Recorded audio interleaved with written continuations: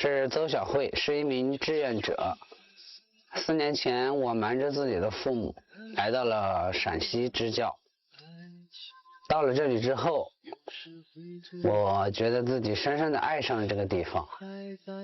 我希望有机会的话，我能在这里待上一辈子。2年前，徐晶也来到了这个学校进行支教。一开始没有觉得他怎么样，相处当中发现他是一个很踏实，人也很善良，慢慢的喜欢上了他，2个人走到了一起。原来他准备是支教1年的，然后在我的极力要求下，然后呢，他答应等我带完这一届再离开。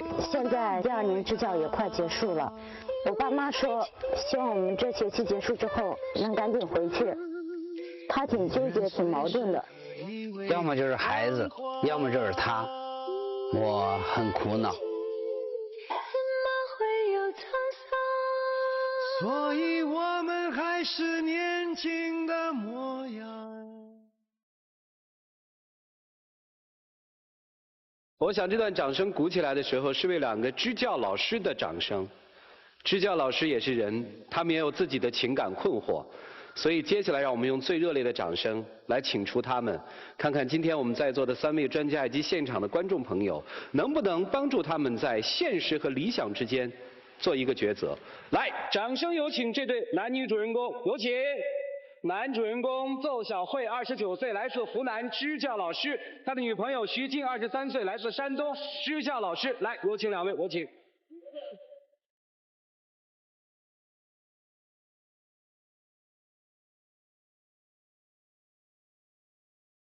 欢迎2位哈。这个支教几年？你是几年？今年是第4年。4年哈。对。小片里说你是瞒着父母去的是吗？是。为什么不告诉家里人呢？因为如果告诉我父母的话，我的理解他们肯定不会答应。嗯。包括现在很多家长都是一样的想法，支教是件好事。嗯。但是支教的最好是别人家的，最好不能是我家的。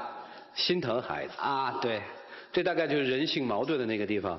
小徐是第2年了是吧？对。是应他的要求留下来的。又留了1年。又留了1年哈。你去那个地方，父母知道吗？你去支教？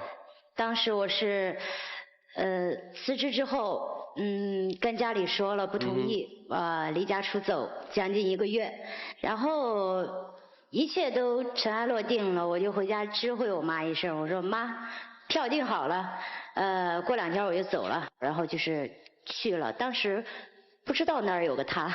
你第一眼见到他的时候什么感受？穿了一条西裤，挽着半截，胡子也没刮。我想，这人怎么这么邋遢？怎么这么邋遢的一个人哈？你什么时候发现他其实并不是那么邋遢？因为他带的是我们学校6年级。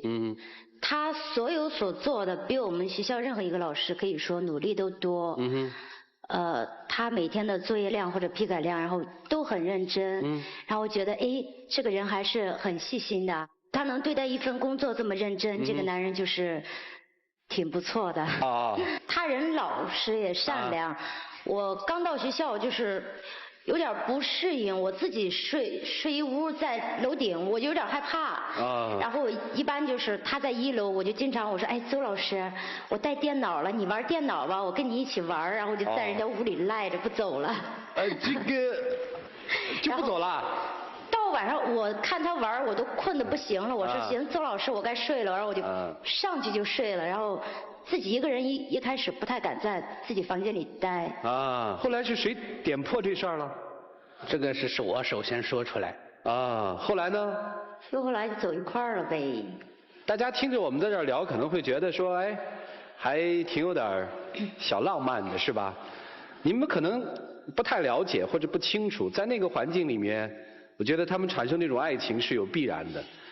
我们有一个小片子，我们看一看他们生活的那个环境，他们恋爱的那个环境是一个什么样的环境？来，放眼眺望是山，抬头仰望还是山，低头俯视依旧是山。这就是我的家，泥巴和成的墙，石片做的瓦，木头搭的梁。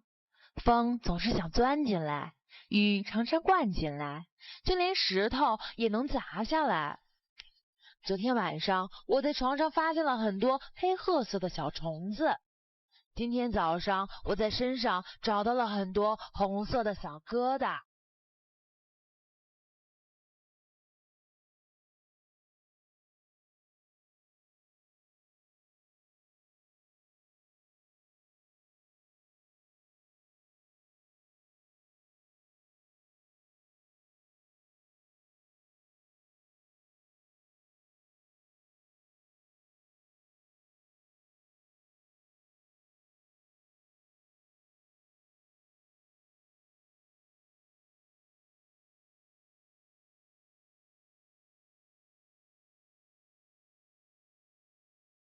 都是山，你们这洗澡怎么弄？夏天还好啊，前面有个小河沟。冬天我们就是实在是脏的不行了，去镇上，然后他们那儿有个小澡堂，然后是逢他们那儿赶集，还要不是星期六、星期天，水管还没动，然后他就开门，然后就去洗一下。就是说，我们现在在城里面随时可以做的事情，你们要碰时候是吧？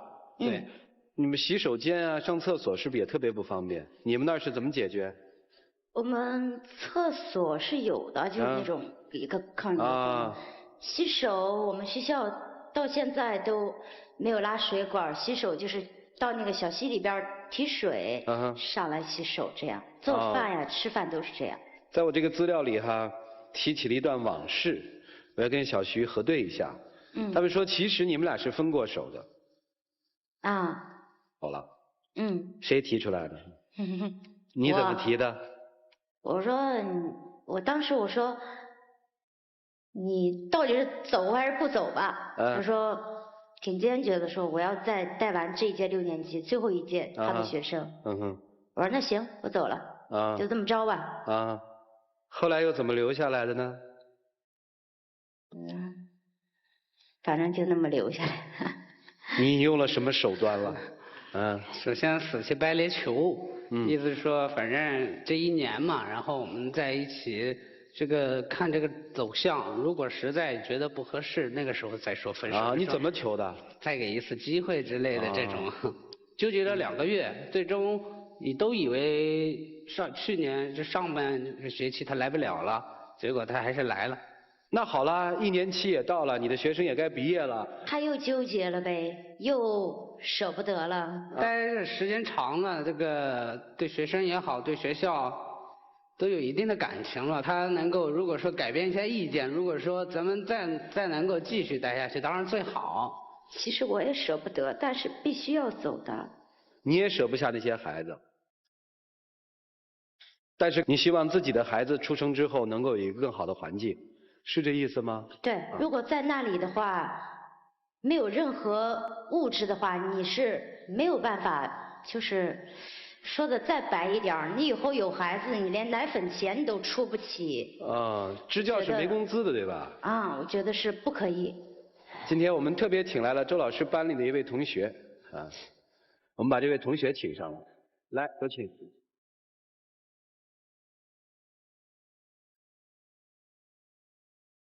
贺慧琴。贺慧琴哈。你上几年级？5年级。周老师教你吗？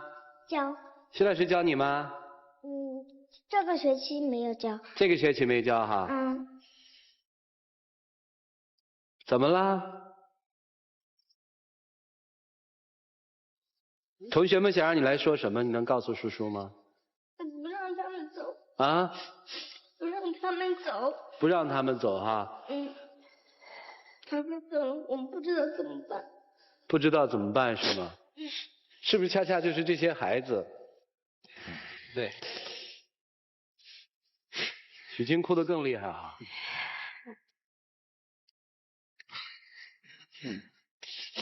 你们都特别喜欢徐老师是吧？徐老师怎么好啊？跟叔叔说，大家那么喜欢他。他挺关心我们。还有呢？对我们都挺好的。都挺好的哈。对。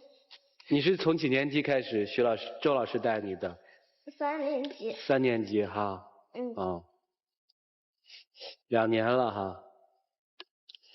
那喜欢读书吗？对。啊？喜欢。读书以后要做什么呀？一位老师。啊？一位老师。当老师哈。哦。不哭啊。以后你要做老师是吧？去吧，下去吧，谢谢你哈。谢谢，来，请谁？好，再听个。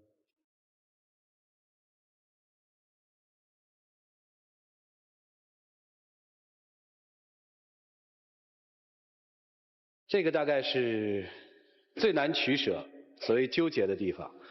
在现场我看到了一些观众已经落泪。面对这样一个棘手的局面，我们应该怎么办？来，让我们进入下一个环节。真心瓜子丘比特问卷。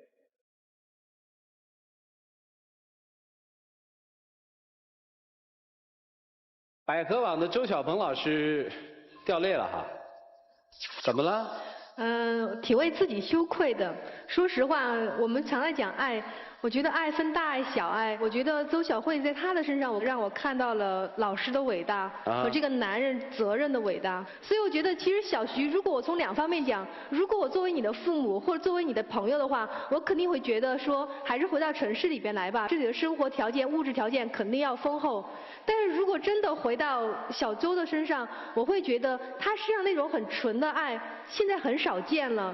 如果你要把握的是这个男人纯真的爱和这个男人无私的奉献的话，我想你跟他留在那儿，虽然很艰苦，但的确那可能会让你一生享用不完。但如果你真的回到了我们所谓的城市，这个物质的城市，你可能会觉得，我为什么当初会失掉这么好一个人？我是不是一辈子会后悔？于老师，一对高尚的支教人，这段爱情不能失败，更值得保卫。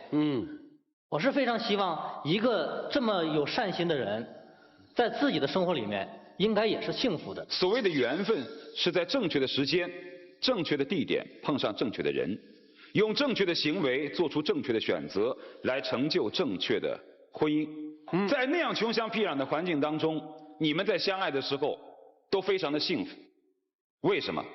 因为你们没有选择，没有选择就不会有痛苦，而现在你们有选择，痛苦便随之而来。所以说，我很欣赏邹晓慧的人格魅力，但是我很残酷的认为你们俩之间不适合做夫妻。你会是一个非常优秀的男老师，但是一定不是一个优秀的好丈夫。我觉得徐鑫其实不一定怀疑的是他能不能做一个好丈夫，徐鑫只是怀疑的是他能不能给我这样的物质生活。我觉得他们两个重心在于说，在艰苦的环境，没有物质条件，没有我们想要的物质生活，那怎么办？是为孩子考虑的更多是吧？为以后考虑。这是孩子吗？对。未来的生活吗？我想问一下男嘉宾邹晓慧，你不可以以另外一种方式来帮助学校的孩子吗？在山区里面确实缺钱缺物，但是我觉得那更不是什么最关键的，而是家长、学生头脑里的一些东西，比如说他们辍学那么严重，简单的是一个钱的问题吗？沙漠里缺的是水，而不是金子。那我再问你，男嘉宾，如果真的有这样的女孩，愿意遵从你的事业理想，这一辈子和你待在这山沟沟里面，你愿意吗？她也愿意，你愿意吗？我可能到时候又会觉得愧疚了。对，你永远在这种挣扎过程当中。坦率的来说，我不是不想祝福你们俩，或者是要拆散你们俩，我没那么坏。像你这么好的男人，应该需要有一个能够理解与共识的这样的一个女人，能够跟你在一起。但是我想祝福而不能，现实毕竟是现实。好了，不是每个人都有你这么高尚。其实今天我们的亲友团也来到了这个现场，让我们进入下一个环节，踏浪旁观者清。今天来的是小徐的妈妈是吧？这个小伙子是第一次见吧？今年春节到我家去过的。啊，去过了哈。印象怎么样？是个聪明的孩子。人也很老实。是个好女婿吗？我是这样想的。他们支教是义务支教。你想都这么大年龄了，那么也该有个稳定的工作了。那么有了稳定的工作以后，才能谈婚论嫁。你不可能在那支教一辈子，永远在那个地方。你也是考虑说这样下去不行，你不能一辈子义务是吧？我女儿吧，应该说是在城市长大的。你像那个环境，我都没有见过。就说她居住的环境，跟猪一块上厕所，都掉圈里去了。猪掉圈里了。人掉圈里去。他掉圈里了。对。那么咱上厕所就是厕所，那么到猪圈里边上厕所，被吓得掉圈里去了。哎呀，我听了确实很心痛。我是这样想的，献一份爱心是可以的，那么但是在那个地方就是说扎根一辈子不行。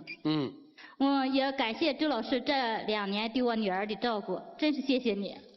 好客气啊，这么外啊，这是应该的嘛。哎呦。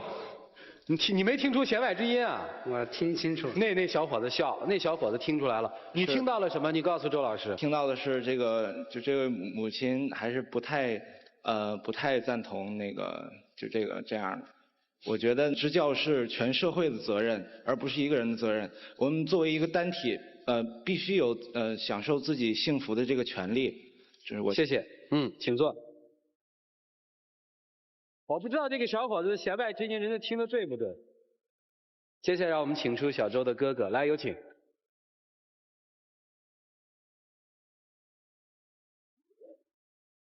你好，亲哥、表哥、堂哥。亲哥哥。亲哥哥啊，你不知道他这4年去干嘛是吗？我只知道他在工作啊，具体没说。你现在知道了吗？我刚刚在门口我已经听到了。有什么话要跟弟弟说？支教也做了有好几个年头了，你如果再继续做，那就没媳妇。所以我也是跟阿姨的想法是一样的。今天你来到这儿，应该说弟弟的所有情况都知道了哈。回家你打算怎么跟你父母去说呢？在他没有换之前，我是不会说的。现场还有这个支教联盟的朋友是吧？对。对他这问题你们怎么看啊？我也是支教联盟的一名志愿者。我跟他的之前的经历有些相似。我也纠结过。然后最后我选择了跟我的爱人一起回到了城市。你离开了支教之后，不代表你不再做这件事情吧？对。你在大城市里是不是还在继续做着？对。因此你要给他的建议的话就是，我觉得支教是一个接力的过程。他已经可以把接力棒往下传递。我觉得4年可以了。我是想，不是说你离开那个地方之后，你就所有都不管了，可以换一种方式去继续奉献爱心或者怎么样，不是说撒手之后就完全不管不问了。不一定就是非要在那里过一辈子的。山东姑娘，湖南的小伙，因为支教去了西部，他们相爱了。现在他们面临一个痛苦的抉择，小邹要做出选择，在选择之前，还要留一些时间给你们。让我们一起进入黄金60秒。可以表白了，2位。我想说的就是说可能1年前没有考虑你的感受，就是最终是让你做出了妥协。那么我现在想说的是，只要我们学校老师能够全数的到，能够有人去接替，然后我们学校的这些设施能够得到完善的话，我可以承诺回家。奉献有很多种方式，我们可以把自己的生活过好的同时，换另一种方式去关心我们的学生。毕竟，我希望我们以后的孩子会有一个稍微好一点的环境，而不是在那里过。好，时间到。好，2位请回。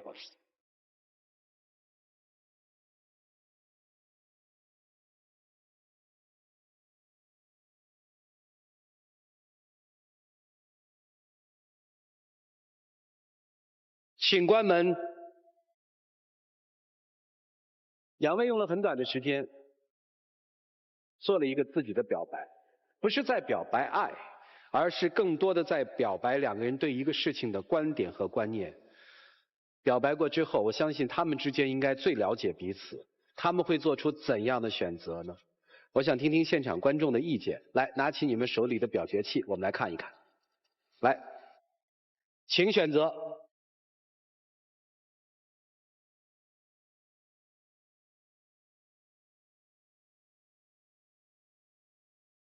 现场39.29%的朋友选择了分手，我想大家都是希望这样的很纯的爱情能够变成婚姻，我们愿意去祝福这样的。他们自己的选择是什么呢？5、4、3、2、1，请开门。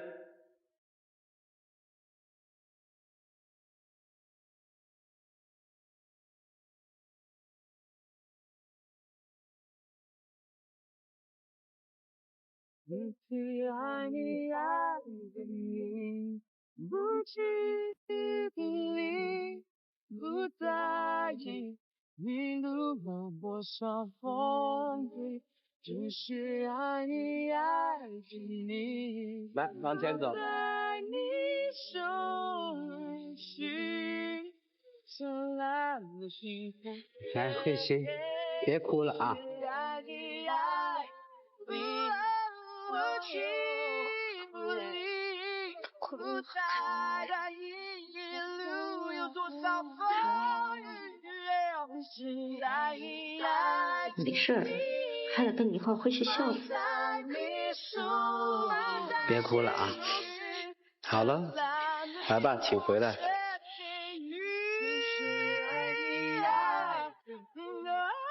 我都愿意。来，有请我们的小花童，来，有请。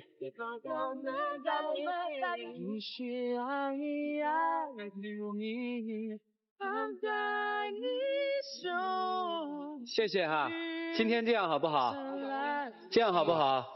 你这样哈，把那个钻戒给那个小姐姐去，让姐姐给老师，好不好？谢谢你们两个人哈，来，把钻戒拿去给徐老师，好吗？谢谢我们两个小花童，请回吧，谢谢你们。感谢天津东尼佩吉钻饰为节目嘉宾提供的订婚钻戒，谢谢你哈，不哭了。有请。来，你要愿意，你带。我都愿意，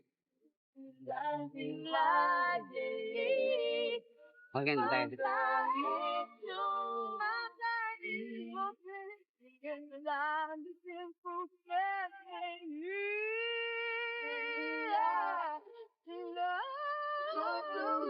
乖，坐啊，走吧，带着你的新娘走吧。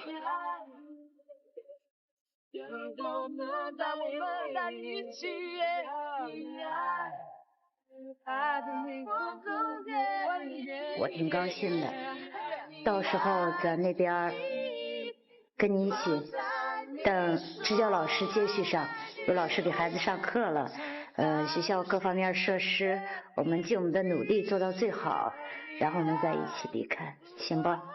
我们学校那个条件的话，现在你也知道，如果说把这些都能够解决了，那走的也能够放心。